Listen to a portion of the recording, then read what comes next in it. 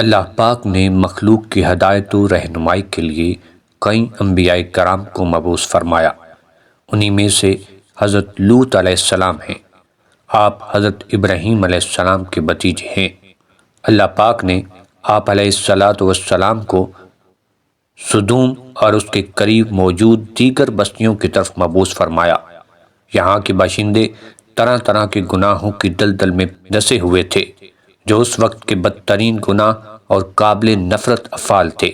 ان کا سب سے بڑا اور قبیح ترین جرم مردوں کے ساتھ بدفعلی کرنا تھا۔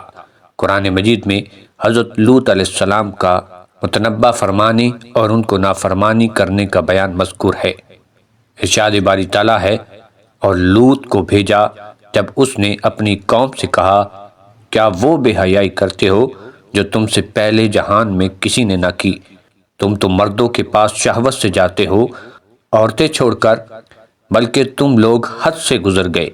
اور اس قوم کا کچھ جواب نہ تھا مگر یہی کہنا کہ ان کو اپنی بستی سے نکال دو، یہ لوگ تو پاکیزگی چاہتے ہیں۔ آپ علیہ السلام انہیں قبول حق کی دعوت دیتے اور وہ سرکشی کرتے، یہاں تک کہ آپ علیہ السلام کو ان کے قبول حق کی امید نہ رہی اور ان لوگوں نے عذاب الہی کا مطالبہ کر دیا۔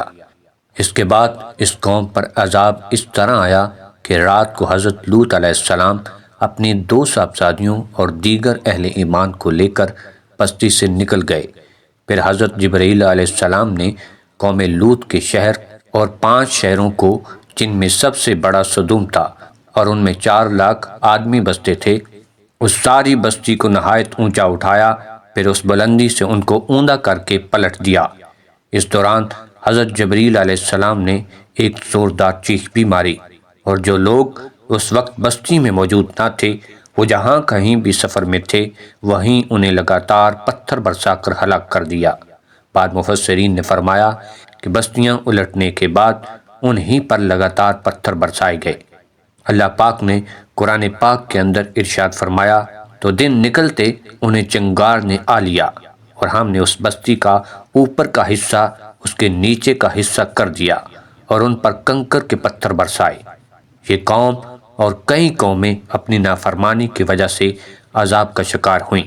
اللہ پاک ہمیں اپنے عذاب سے محفوظ فرمائے، آمین۔